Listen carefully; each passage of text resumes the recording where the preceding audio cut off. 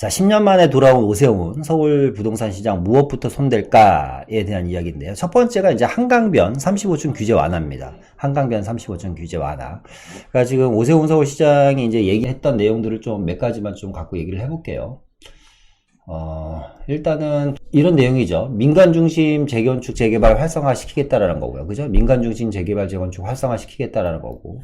그리고 18만원 공급을 하겠다라는 겁니다. 그러니까 민간 중심 재개발 재건축 활성화를 통해서 18만원 공급을 한다면 지금 이제 충돌이 되겠죠. 그죠? 충돌이 될 겁니다. 누구랑 충돌이 되냐면 이제 현재 정부가 진행하고 있는 공공과 충돌이 될 거예요. 그래서 이제 공공과 이제 민간의 이제 충돌이 일어날 겁니다. 민간의 충돌이. 계속 일단 보면서 얘기를 할게요. 민간 중심 재개발 재건축 활성화를 통해서 18만 5천호를 공급하겠다는 내용이고, 도심 저층 주거지내 타운하우스 3만호 공급을 하겠다는 겁니다. 저층 주거지. 여기서 중요한 거는 저층 주거지라는 거. 저층 주거지. 그리고 과거 이제 시프트죠. 장기전세 시프트를 통해서 상생주택 이름이 바뀌었어요. 7만호를 공급하겠다는 내용입니다. 그리고 한강변 35층 규제를 풀겠다는 내용이고, 용적률 상향하겠다는 내용이죠. 다 아시는 내용일 겁니다. 그런데 이제 중요한 거는 뭐냐면 이제 임기가 1년 남짓 남은 거예요. 내년 6월까지이기 때문에. 그죠? 1년 남짓 남았기 때문에 과연 이 내용들을 다 할 수 있겠냐라는 거죠. 그러면, 일단은 시장의 반응은 일단 오세훈 서울시장을 뽑은 이유는 있을 거 아니에요. 그죠? 뭐, 민심이든 뭐든 간에 일단 뽑은 이유는 있을 거예요. 그러면 오세훈 서울시장이 생각하는 것은 1년 남짓 남은 기간 동안 지금 하고자 하는 이 내용들을 하려고 하는 걸까요? 아니죠. 저는 이제 그렇게 보지는 않고요. 이게 이제 장기 플랜이죠. 중장기 몇 년? 7년짜리 장기 플랜인 것 같아요. 7년짜리. 그러니까 어쨌거나 다음 선거까지 생각을 하면서 다음 선거를 대비해갖고 지금 이런 계획들을 세워놓고, 어쨌거나 이런 계획들이 서울시장 전 혼자의 권한만은 갖고는 안 되는 겁니다. 서울시 의회를 또 통과해야 되는 여러 가지 과정들이 남아있는데, 그러니까 이게 대선과, 그러니까 이게 어떻게 보면 선거 전략일 수도 있죠. 대선과 그 다음 지방자치단체 장선거까지 이제 생각을 하는 거죠. 지금 뭐 110석 정도 되죠. 서울시 의회가. 그런데 거의 100석 정도를 민주당 쪽에서 갖고 있으니 지금 정부와 반하는 정책을 펴면 아마 이게 쉽게 넘어가지는 않을 겁니다. 근데 어쨌거나 중요한 거는 오세훈 서울시장이 자기만의 색깔을 갖고 뭔가를 계속 하려고 생각을 할 거고, 이걸 가지고 서울 시민들한테 이제 응원의 메시지를 이제 부탁을 하겠죠. 이제 그렇게 되면 이런 것들이 쌓이다 보면 이제 대선과 그 다음 선거까지 아마 좀 영향을 좀 가져가려고 하시는 것 같아요. 근데 중요한 건 여기서 일단은 35층 규제 폐지는 전 될 것 같아요. 왜 그러냐면 박영선 더불어민주당 의원도 35층 규제 폐지는 언급을 했거든요. 물론 박영선 더불어민주당 후보가 얘기한 35층 규제 폐지는 공공이 진행을 했을 때 35층 규제를 풀어준다고 했기 때문에 35층 규제는 풀릴 거는 같다. 거기다가 이제 민간 중심 재개발과 재건축 활성화를 통해서 18만 5천호를 공급한다고 하니까 이따 나오는 얘기겠지만, 지금 공공 재개발과 공공 주도로 구역 지정된 곳만 서울시에 불과 3, 4개월 만에 50여 곳이 지금 구역 지정이 됐어요. 그러니까 서울시 전체에서 50여 곳이 구역 지정을 돼서 공공 재개발과 공공 주도라는 이름으로 지금 진행을 합니다. 그런데 여기에 이제 민간이 툭 끼어드는 거예요. 그러니까 내용은 똑같습니다. 규제를 완화해주고 용적률 인센티브를 주고 거기다가 임대주택 의무 비율도 줄여주고, 그러면 공공과 민간이 부딪히게 될 거 아닙니까? 그러면 지금 이 50여 곳 달하는 구역 지정 안에 있는 가상 조합원이죠. 이제 앞으로 진행될 조합원들인데, 이 조합원들 입장에서, 그러니까 제가 조합원이라면 상계동에 살아요. 근데 상계동이 이번에 백현마을인가요? 무슨 마을이 이번에 공공주도가 이제 구역 지정이 됐잖아요. 그러면 가만히 보니까 오세훈 서울시장이 민간 재개발을 활성화시키기 위해서 여러 가지 규제를 철폐하고 여러 가지 인센티브를 주고 하면서 민간 쪽으로 밀어붙이려고 해. 근데 공공으로 지어보면 SH나 LH 마크를 지어야지 되는데, 마크를 다는 아파트를 만들어야지 돼. 수익률을 따져보니까 비슷할 것 같은데, 만약 수익률이 비슷하다고 하더라도 민간이 지으면 자이나 레미안이 들어가요. 그러면 조합원들이 이제 고민을 하겠죠. 그죠? 조합원들이 고민을 할 겁니다. 조합원들이 고민을 하면서 민간으로 갈까 공공으로 갈까 상당히 오랜 시간 동안 지켜볼 것 같아요. 당장은 아니지만. 자, 그러면 어떤 일이 벌어지냐? 공급 중단. 그러니까 정부가 생각한 것처럼 공급이 원활하게 이루어지지 않겠죠. 왜? 많은 민간 공공재개발 지역에 있는 50여 곳에 있는 예상조합원들이 예상조합원들이 아니죠. 이제 앞으로 조합원이 되실 분들이니까 아직 뭐 조합이 될지 안 될지는 모르고 어떻게 이분들이 이제부터는 철저하게 셈에 들어갈 거란 말이에요. 공공으로 가는 게 맞는지 민간으로 가는 게 맞는지에 대한 셈이 들어갈 거고, 그럼으로 인해서 정부가 주도하려고 하는 80만호 도심권에 있는 공급 계획은 어떻게 보면 상당히 뒤처질 수도 있다. 그러니까 생각만큼 속도를 못 낼 수도 있고, 그렇게 되면 이제 이 부동산 가격은 정말 엄청난 폭등이 일어날 겁니다. 왜 그러냐면 지금 앞으로 10년 동안 지금 주택 공급이 거의 없단 말이에요. 거기다가 여기서 또 우리가 눈여겨봐야 될 게 도심 저층 주거진의 타운하우스 3만호 공급입니다. 이제 변창흠 장관이 얘기를 했던 건데 어떤 얘기를 했냐? 남산, 그죠? 그리고 뭐 북한산, 북한산이죠, 북한산.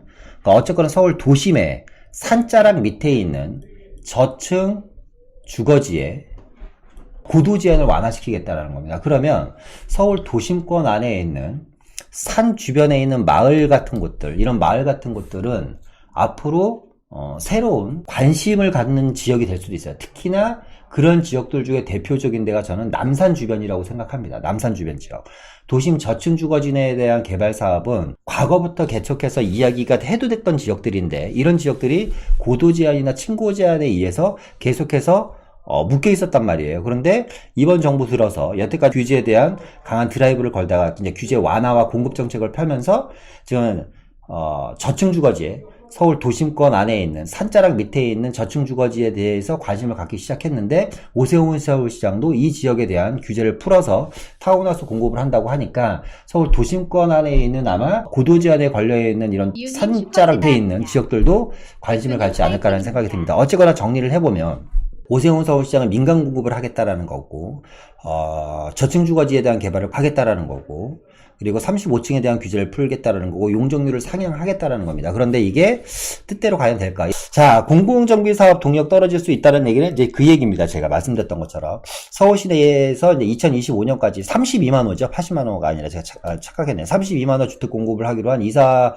공급 대책인데, 이게 민간 중심으로 재개발 재건축을 활성화하겠다고 하니 이제 이사 대책과 오세훈 서울시장과의 오세훈표 주택공급안, 주택공급 로드맵이 나오겠죠? 아마 한 달 안에 제 생각에는 오세훈표 주택공급 로드맵이라는 게 발표될 거라고 생각됩니다. 예상이 되는데, 그러면 이사 대책과 오세훈표 주택공급 로드맵이 상충을 하게 되면 여기서 이제 앞서 말씀드렸던 것처럼 재개발이 필요한 지역에 있는 조합원들 같은 경우는 상당히 고민이 되겠죠. 그죠? 상당히 고민이 될 겁니다. 그렇기 때문에 공공정비 사업에 대한 동력이 떨어질 수 있다. 그럼 공공정비 사업에 대한 동력이 떨어지면, 그렇죠. 아까 지금 말씀 잘 하셨어요. 시의원들이 다 민주당인데 무슨 수로 일을 합니까? 그래서 제가 말씀드렸잖아요. 자, 오세훈 서울시장이 1년이라는 남은 기간 동안 뭘 할까요? 그런데 이제 이런 걸 할 수 있겠죠. 예를 들어서 오세훈표 주거복지 로드맵을 발표를 할 수도 있어요. 그죠? 그래서 어떤 지역은 어떻게 개발할 거고, 어떤 지역은 어떻게 개발할 거고, 어떤 지역은 어떻게 개발을 할 거고, 나는 이런 내용을 통해서 예를 들어서 고도 제한을 좀 낮춰주고, 용적률을 올려주고, 층고 제한을 좀 풀어주고, 여러 가지 규제를 좀 풀어서 난 하고 싶다. 그런데 시의원에서 맞는다. 그리고 중앙정부 국토부에서 자꾸 반대를 하는데, 하고 싶은데 못하는데 어떡하냐. 이런 식으로 이제 아마 행보를 이어갈 겁니다. 자, 그러면 이게 어떻게 보면 대선의 개선 연장선상인 거예요. 그리고 어차피 시의원 선거도 또 바로 이제 진행을 해야지 되고, 그러면서 말씀드렸던 것처럼 이사대책은 이사대책대로 공급 드라이브를 걸었는데 오세훈표 공급 대책과 맞물리면서 공급이 제대로 이루어질까요, 이게? 어쨌거나 계획을 갖고 계신 분들이 조합을 형성해서 재개발을 해야지 되는데 저는 계속 상충이 될 것 같아요. 상충이. 자, 국토부에서는 또 이런 얘기를 했습니다. 핵심 기조 흔들리지 않을 것이다. 정부와 여당은 서울시장 보궐선거 과정에서 당 지도부가 시민들에게 고개 숙여 사과했던 세밀하지 못한 주거 정책에 대해서 반성을 구체적으로 옮겨야 할 처지가 됐다. 자, 세밀하지 못한 주거 정책에 대해서 사과를 했어요. 근데 이제 이 핵심 기조가 흔들리지는 않을 거는 같은데 몇 가지의 이제 저는 변화는 있을 거라고 봐요. 변화는 일단은 이 공시가격에 대한 이야기는 한 번은 나올 것 같아. 그러니까 공시가격, 박영선 후보도 얘기했습니다. 공시가격 상승폭을 제한을 하겠다. 어떻게? 9억 이하의 주택에 대한 공시가격이 10% 정도 인상률이 넘지 않도록 집 한 채를 보유하신 분들한테는 어쨌거나 공시가격 인상률을 좀 낮춰주겠다라는 거고, 두 번째는 이제 보유세죠, 보유세. 보유세에 대한 내용이고, 두 번째는 이제 대출에 대한 내용입니다. 여태까지 중앙정부에서는 국토부나 마찬가지죠. 기재부도 대출 절대 안 낸다. 왜? 대출을 통해서 계속해서 주택가격이 상승한다. 대출을 통해서 많은 사람들이 집을 사기 때문에 주택가격 상승의 동력원이 되기 때문에 절대 대출을 안 된다고 했는데, 지금 더불어민주당에서 그리고 이제 이낙연 대표가 직접 나서서 얘기를 했죠. 두 가지 대출에 대해서 무주택자에 대한 대출을 늘려주겠다. 그리고 신규 아파트에 대한 대출, 분양 아파트에 대한 대출도 40%에서 60%, 70%로 늘려주겠다. 그러니까 생애 최초와 장기 무주택자, 그리고 내 집 마련을 원하시는 분들한테는 대출이 늘어날 가능성이 상당히 높습니다. 거기다가 이제 이사대책 공급이죠. 그러니까 국토부의 핵심 기조는 흔들리지는 않는데, 보유세에 대한, 그러니까 보유세 중에 재산세는 어쨌거나 서울시장 권한이기 때문에, 재산세는 좀 더 일부 줄어들 것 같고, 또 하나 대출을 통해서, 그러니까 여러 가지 몇 가지 내용들이 좀 바뀌지 않을까, 시장이 좀 바뀌지 않을까라는 생각이 듭니다. 자, 어쨌거나, 충돌은 예상이 되죠. 국토부와 이제 오세훈 서울시장. 요것도 좀 중요한 뉴스인데요. 오세훈 서울시장 시대, 태릉 골프장 물 건너 가나. 그러니까 오세훈 서울시장은 이제 태릉 골프장에다 아파트 짓는 거를 반대하고 있습니다. 반대하고 있어요. 일단은 여기가 이제 그린벨트 해제를 못 하겠다라는 거고. 그러니까 저도 사실상 개인적으로 태릉 골프장에다가 아파트 짓는 거는 반대입니다.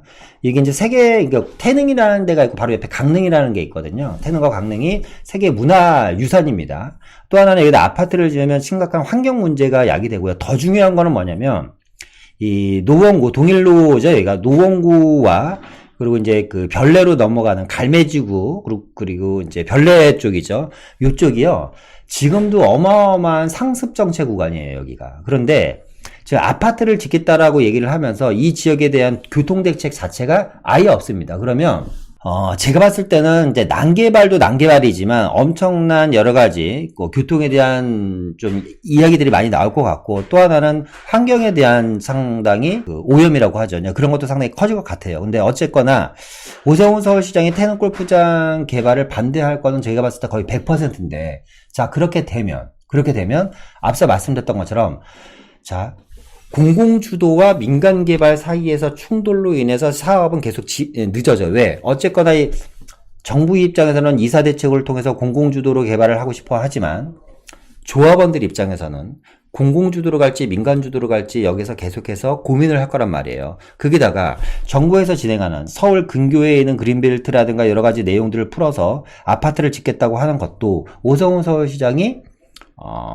본인 생각이 아니라고 하면 이렇게 반대를 할 겁니다. 그러면 어쨌거나 태릉에 지금 얼마 전만 해도 태릉 골프장에 빨리 진행을 해서 여기 사전 분양에 들어간다고 얘기했는데, 이건 이제 물 건너 간 거야.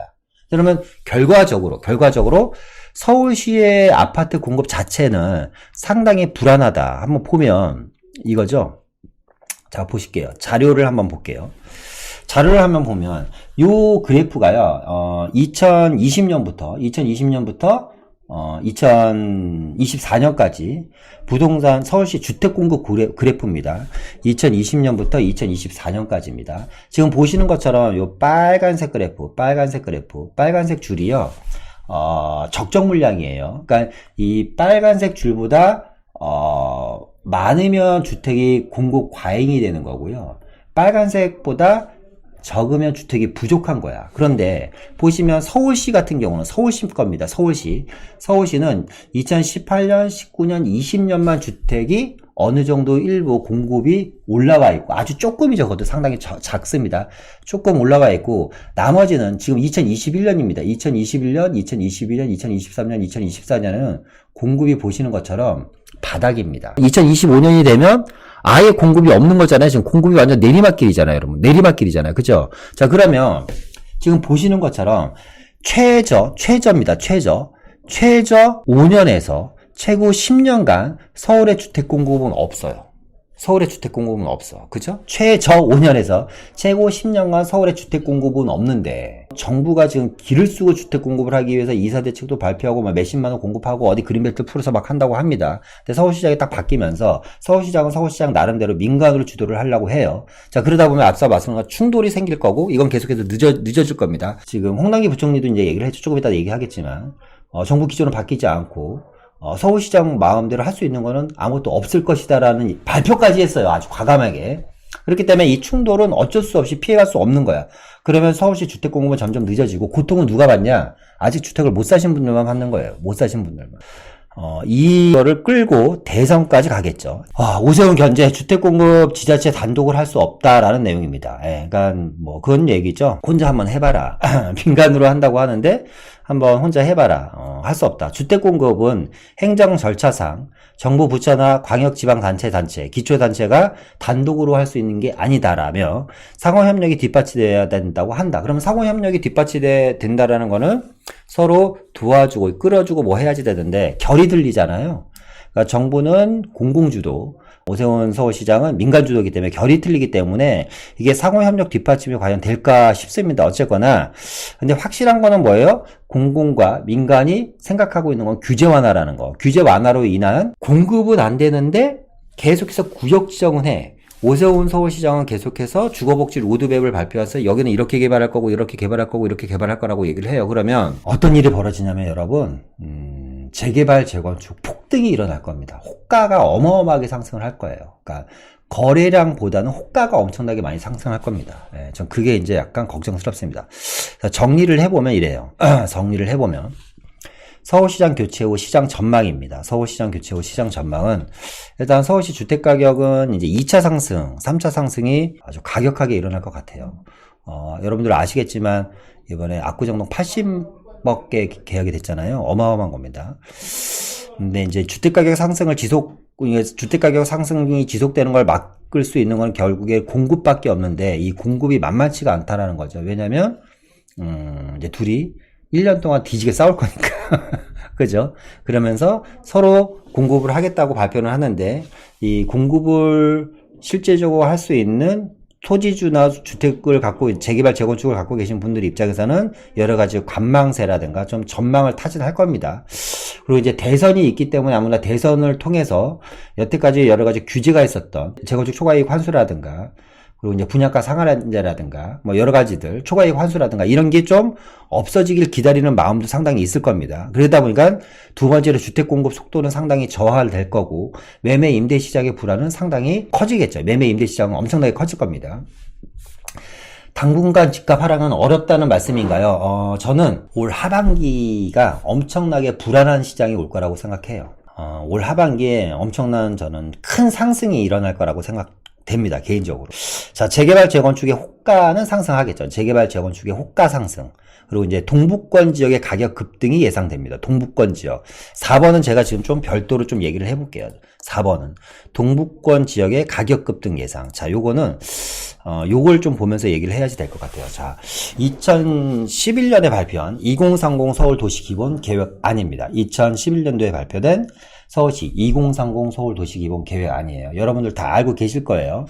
이 2030 서울 도시 기본 계획안은 자, 한번 보겠습니다. 자, 2011년도에 발표된 2030 도시 기본 계획안. 다 아시겠지만 2030 서울 도시 기본 계획안은 3도심 체제죠. 3도심 체제입니다. 서울을 3개의 도심과 그리고 7개의 광역중심지, 상암동 수색, 용산, 청량리 왕십리, 창동 3개, 잠실, 가산 대림, 마곡지구입니다. 그런데 제가 어디라 그랬죠? 동북권 지역을 이제 눈여겨보셔야 된다 그랬잖아요. 이제 동북권 지역에 어떤 일이 일어날지를 한번 보도록 하겠습니다. 자, 2011년도에 발표한 2030 도시기본 계획안인데요. 이게 발표되기 전에, 그 전에 이제 뭐가 있었냐면, 2006년도입니다. 2006년도에요.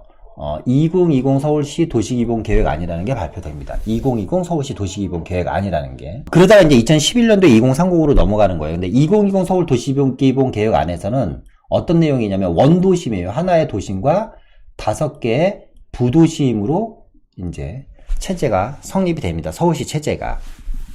하나의 도심과 5개의 부도심. 그러니까 2020에서는 한양 도성만 도심이었고요. 지금 우리가 도심으로 생각하는 영등포 여의도와 강남은 부도심이었습니다. 2020에서는 원도심과 5개의 부도심, 상암, 수색, 영등포, 여의도, 용산, 강남, 청량리, 왕십리를 5개의 부도심으로 정해서 이 지역을 육성하고 개발하기 시작합니다. 그러니까 이 2006년도에 발표된 2020 도시기본계획이나 2011년도에 발표한 2030 도시기본계획을 아마 지금 이 유튜브를 보시는 분들은 아마 많이 알고 계실 거예요. 많이. 완전 눈에 익을 정도로 보셨을 거예요. 그런데 자, 잘 생각해 보세요, 여러분. 눈에 익을 정도로만 봐서는 바뀌는 게 없어. 자, 2006년도입니다. 그럼 불과 몇 년 전에, 10몇 년 전이잖아요. 원도심과 5개의 부도심. 그때 잘 생각해. 2006년도에 상암수색이라든가, 영등포라는 지역이라든가, 용산, 청량리, 왕십리라는 지역을 한번 한번 생각해 보세요. 이때 어떠셨는지. 여러분들이 이때 이 지역이 이렇게까지 성장할 거라고 아마 생각을 했겠습니까? 못 하셨을 거예요. 그죠? 그리고 2011년도에 2030 서울 도시기본계획으로 바뀌어요.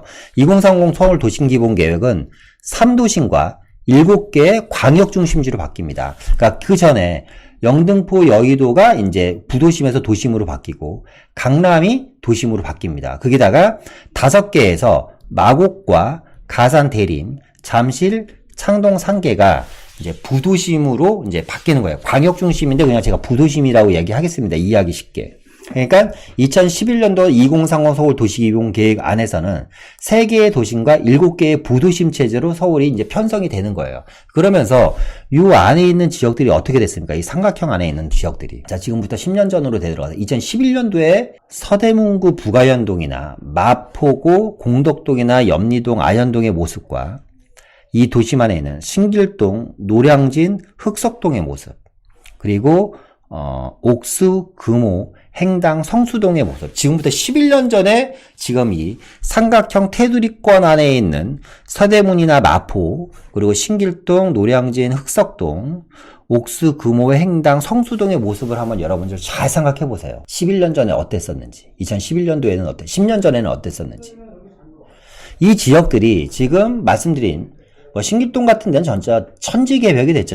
개과천선이 됐습니다. 레미안 분양할 때만 해도 중국인들이 집단 거주한다고 해서 미분양이 돼갖고 그 난리쳤던 동네인데 지금 아파트 가격이 30평대가 10억대 후반을 지금 달리고 있어요. 진짜 어마어마한 동네로 바뀌었습니다. 그런데 그러니까 이 도시기본계획이 그만큼 중요한 겁니다. 도시기본계획 틀 안에서 모든 것들이 이루어지고 광역교통망이 지금 말씀드린 지금 체크해드린 지역들이 다 지금 광역교통망들이 들어가 있는 자리고 예상지들이지 않습니까? 그런데 지금 이제 2021년이 된 거예요. 또 시장은 오세훈 서울시장으로 바뀌었어. 2021년도에는 2040 서울 도시기본계획안이 발표되는 해입니다. 그러니까 2040년도까지의 서울시 도시기본계획안이 나오는 거예요. 2040 도시기본계획안은 이 2030 서울도시기본계획이 아니라는 건 이거는 기본적으로 서울시장이 누구냐에 따라서 색깔이 상당히 많이 바뀌어. 큰 틀이 바뀌는 게 아니라 색깔이 바뀐다라는 거예요. 그런데 자 보세요. 2020년도에는 원도심이었어. 원도심. 그죠? 2030년도에서 3도심으로 바뀌어요. 그런데 도심으로 바뀌는 게 중요한 게 아니라 도심으로 승격된 지역들에 뭔가 계속해서 개발 이슈가 들어가고 그 지역이 점점 커지고 있잖아요. 그죠? 그런데 2040 도시기본계획 안에서는 창동이 4번째 도심으로 승격이 될 예정이죠. 왜? 오세훈 서울시장이 창동을 4도심으로 지정을 하겠다고 공약에 집어넣었단 말이에요. 그죠? 그러니까 창동이 4도심으로 되면 지금 이 3도심 체제 하에서 4도심 체제 하로 바뀌는 거야. 그러니까 새로운 삼각형이 또 생기는 거예요. 그런데 이 동북선은 또 대단한 게 이 동북 라인은 지난 방송에서도 했었던 것 같은데 의정부 GTX죠? 그죠? 창동에 또 GTX입니다. 광운대가 GTX예요. 근데 광운대는 내년부터 공사하죠. 2022년부터 아이파크 타운이라고 해서 여기다가 호텔, 백화점, 아파트 주소부가 2700세대에서 업무타운을 지어요. 의정부부터 내려오는 거야. GTX, 또 창동도 GTX, 청량리도 GTX야. 그죠? 그 다음에 이제 왕십리가 있고, 성수동이 있고, 압구정동이 있고, 삼성동이 있고, 이게 이제 C라인이죠. 양재까지 내려가는. 또 A라인은 옆으로 수서로 빠져요. 이 동북선 라인이 이제 앞으로 저는 어마어마해질 거라고 생각됩니다. 이 안에 또 이제 뭐가 있어? 창동 재건축이 있고, 광운대 역세권 개발이 있고, 장이동 뉴타운이 있고, 이문희경 뉴타운이 있습니다. 청량리 역세권 개발이 있고, 왕십리 역세권 개발이 있죠. 그죠? 그리고 아래쪽에 성수동 재개발이 있고, 압구정도 재건축이 있는 거예요. 이 동북선 라인을 좀 여러분들이 관심을 가지셔야, 그러니까 어떻게 보면 이 동북선이 제가 봤을 때 오세훈 주식으로 따지면 수혜주가 될 수도 있다. 그 점 좀 말씀드리면서 계속해서 좀 이어가도록 하겠습니다. 양도소득세만 내려놔도 제가 봤을 때는 주택가격이 어느 정도 해결됩니다. 우리 재열남님 맞습니다. 지금 그러니까 이제 문제는 뭐예요? 주택을 지금 공급하는 데만 지금 여러 가지 이제 내용들을 계속 이야기를 하고 있어요. 뭐 민간을 하던 공공을 하던. 그런데 만약에 어느 특정 지역이 지금부터 오늘 조합 설립이 됐다고 칩시다. 조합 설립이 돼서 입주까지 7, 8년이야. 그러면 지금 2021년 제가 봤을 때는 입주 물량들이 쏟아지는 해가 아무리 빨라도 2027, 8년에서 2030년 이상이 될 것 같아요. 그러면 앞으로 7년에서 8년, 길면 10년까지는 공급 물량이 여러분 없어요, 여러분. 이제 그게 저는 진짜 걱정입니다. 이 서울이 어떻게 될지.